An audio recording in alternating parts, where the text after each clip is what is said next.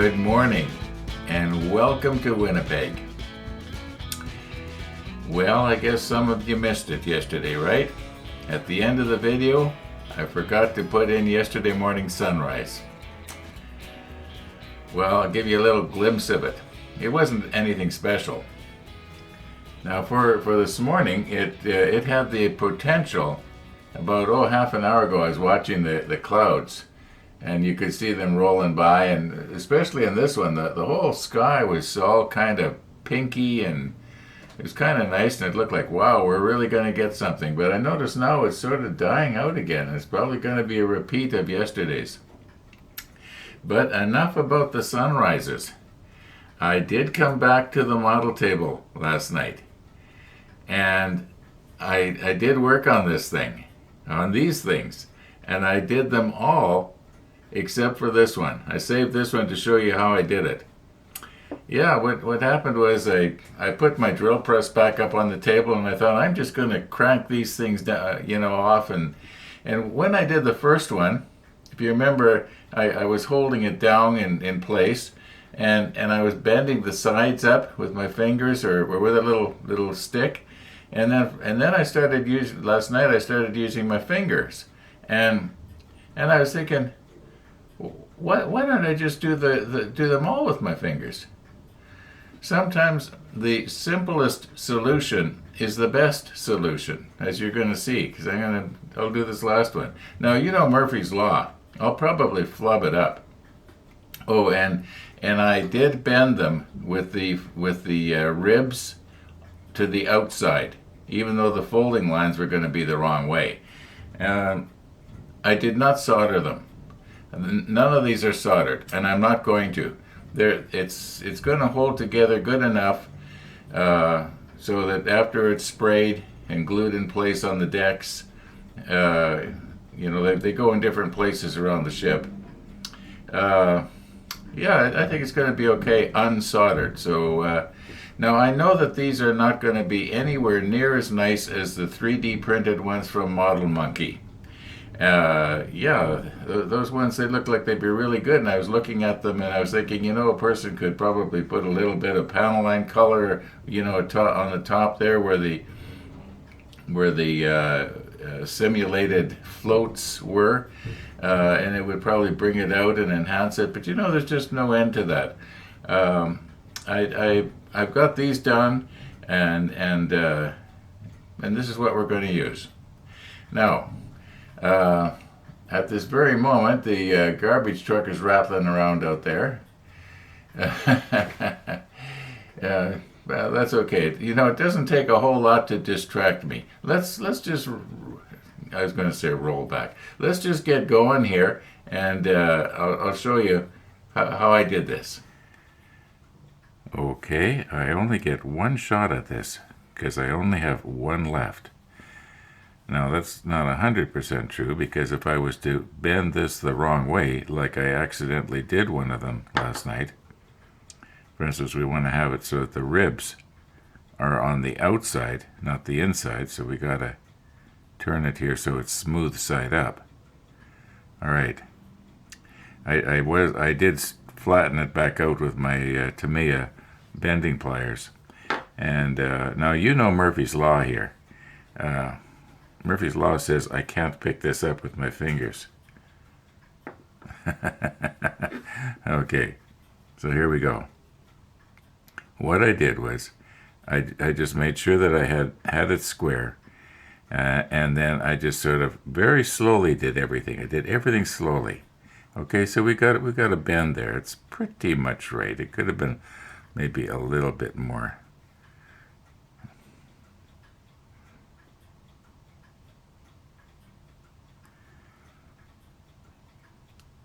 I did everything slowly. And that way, if I could see I was going the wrong way, it was getting a little bit askew, I could sort of twist on it, Well, it's kind of hard to describe without doing it. Now, this one seems to be going pretty good. Okay, I got it more or less right there. I don't think I need to use the dowel anymore. That's pretty good. Now, I'm hoping that I'm holding this so that you can see it. what I did next was I took my Tamiya plier and I got it in, and I put the edge of the plier right up against the where the folding line is there, just trying to grab onto that little, what I was calling a post. Okay, there, I think I pretty much got it. Okay, now what I did next was I would take and watch how this is bending, and if you notice that it's bending too much up this way, I'd force it that way, which is generally the way it would go. So what I would do is I'd kind of get my fingernail or whatever underneath there. Oops, starting to slip on me. And just sort of fold it up. Okay, I'll straighten it afterwards. Now let's do the other one. Once again, we're getting it right on in the right spot. That's pretty much it. Okay. Now we're going to fold this one down and watch how it's going to go. If it doesn't want to go in the right place, sort of force it around. Sort of twist it as you're bending. Okay, I'm pretty much getting it here. Now we're just going to have to sort of close up the gap. Now this one didn't go quite as well. I don't know if there's anything much I can do about that. Occasionally I would have this happen, and then I would take and use flatten it out just a little bit, and then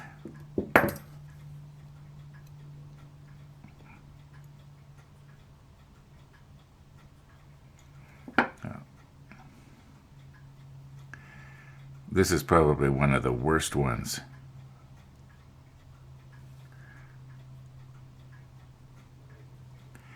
Okay, we're kind of getting it here. We're kind of getting it.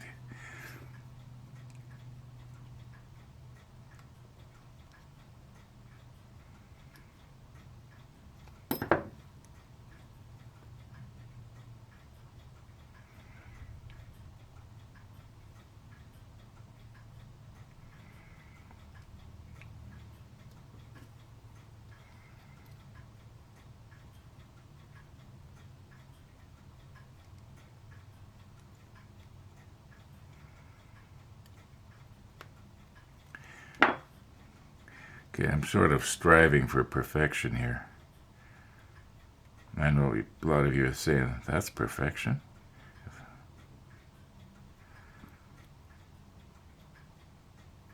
Okay, now,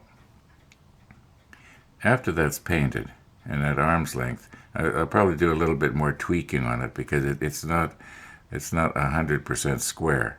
But at a distance, for instance, you notice the way these things are kind of shaped, kind of funny. In other words, it doesn't want to sit straight up and down. It keeps wanting to fall over because this part here is rounded, and I think the idea is that this flat edge is supposed to go up against a wall like this, or like a splinter wall or something like that. Anyway, that's how I did it. And as I mentioned, the other ones, most of them went a lot easier than that. So, yeah. And now for this morning's sunrise. I think I said something to the effect of, I'll show it to you. So here it is. Nothing special. Almost the same as yesterday.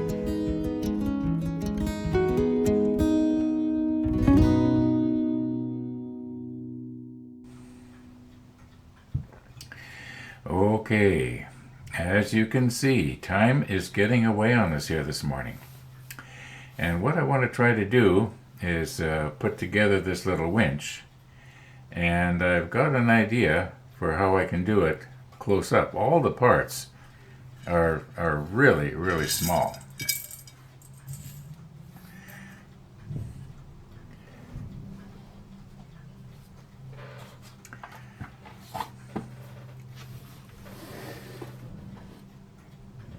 Now, I don't know why it is that the garbage truck decides to go by every time I push record. This is not planned, believe me. Or somebody decides they're going to mow their grass and I've got my windows open and I can't hear myself talk. Now, what I want to do here, where's my tape? Okay, I'm going to take and put a little piece of double-sided tape on the center here, where center of rotation, like this. Okay. Now, it seems to me that there is nothing. Can't pick these things up. Okay, that there's really nothing that goes on the underside of this base plate. So I should be able to stick the base plate down in the center there, move in with my macro lens, and I'm going to use the two camera system here to, so I can rock back and forth from super close to normal. And the reason I like to do that is because it shows perspective. If you're constantly looking in with the macro lens, you sort of lose perspective as to the size of everything. Whereas if every once in a while I can flash back to the overall view, well, it shows perspective. Anyway, let's get ourselves set up here and see how this is going to go. It may or may not work. Sometimes these ideas of mine are really good, and sometimes they don't work out at all. So.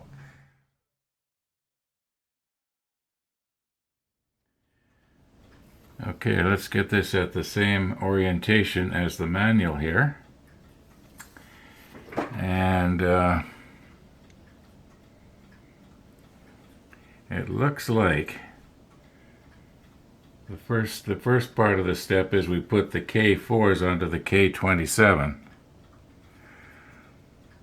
Now,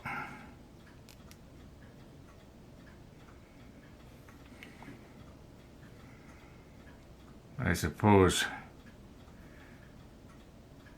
they can all be glued up at the same time here. And I don't think it matters which way this goes. It looks like it's the same either way.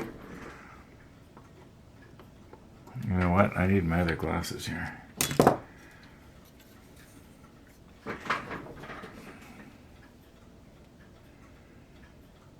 Now,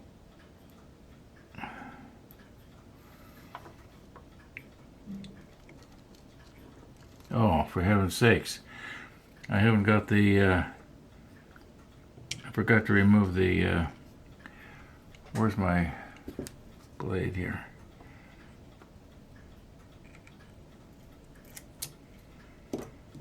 Okay, now, I don't want to stick this down too hard. I just want it so that it's not going to slide around.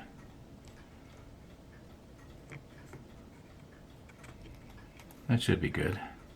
Okay, let's try this again now.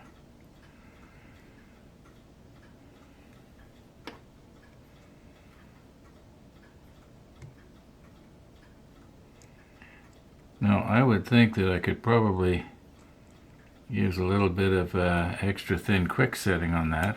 Although I want it to melt, so maybe I better use the extra thin here. The quick setting it sometimes dries out so fast that it doesn't give the plastic a chance to melt. I'm just going to put some in here. And some in there. Now, I'm just turning this around here so that I can make sure I've got a square. That looks pretty good to me.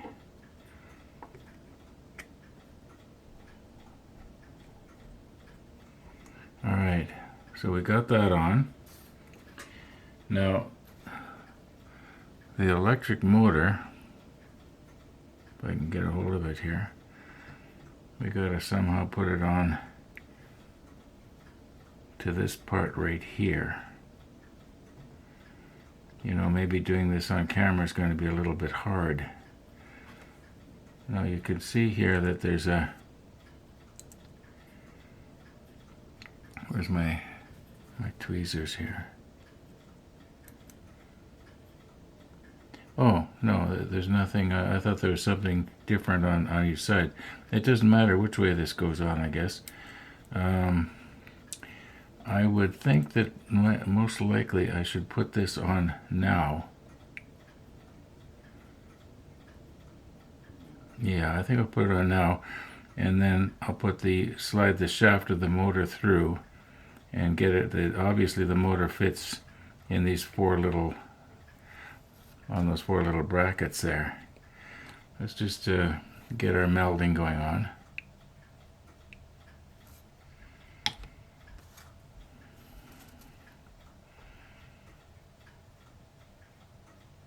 When I'm looking close up like this, I can see that I got a little bit of flashing on the top there that I should have sanded off. Don't want to get it crooked.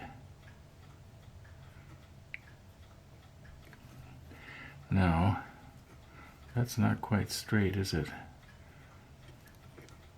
If I turn it.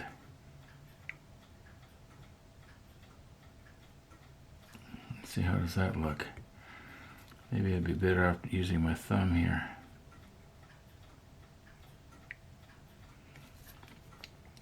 That's getting better. Okay, I think those things that I was talking yesterday about looked like arms coming down the sides. I think those are pipes that probably were like conduits for electrical wire or something. I'm just guessing. Okay, now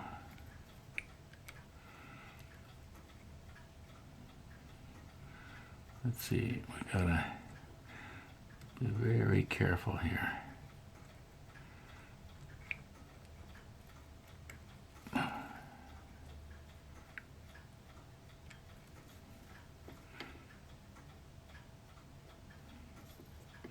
I guess I can always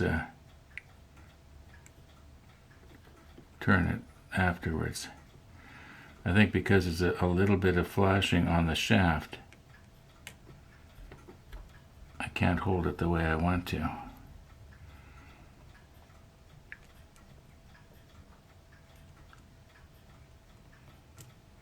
There we go.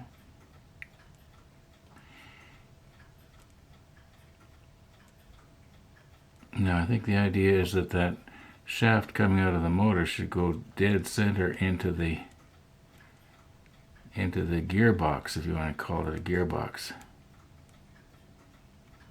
Yeah, that's almost right. I just have to turn it a little bit for myself here.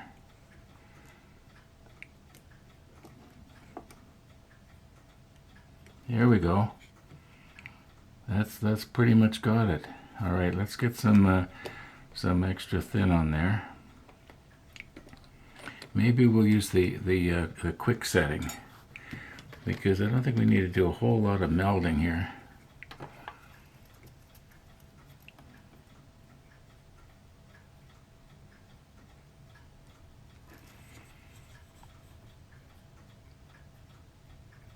I'm pretty sure that's enough. And I don't think I need to worry about getting that shaft glued to the side of the gearbox. It's pretty much centered. Pretty much centered. Yeah, I think we pretty much got it. Yeah. Now, if my camera's kept going, we should be in business here.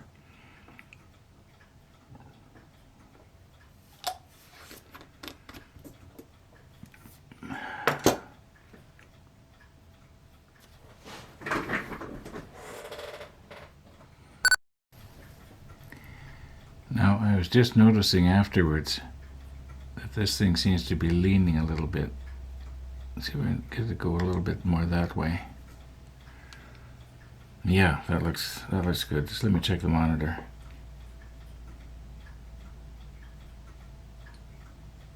Okay, let's leave well enough alone here. Okay, well over an hour, probably going on 2 hours has passed here now while I was messing around with my footage.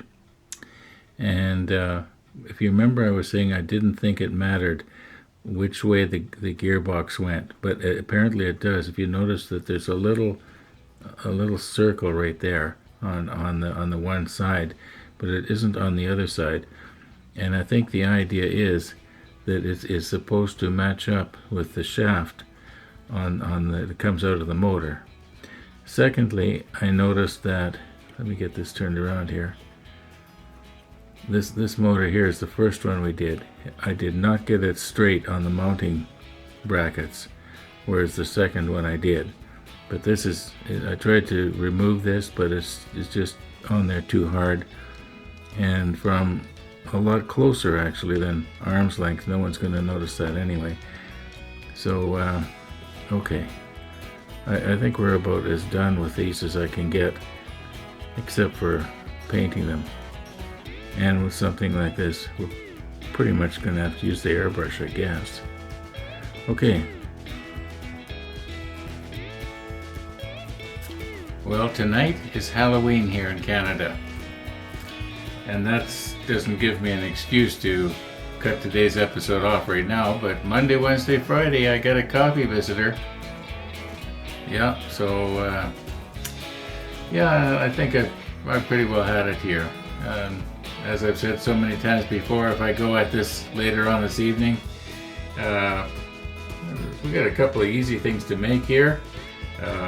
Yeah, so thanks for watching, everybody. All been well. We'll be seeing you tomorrow.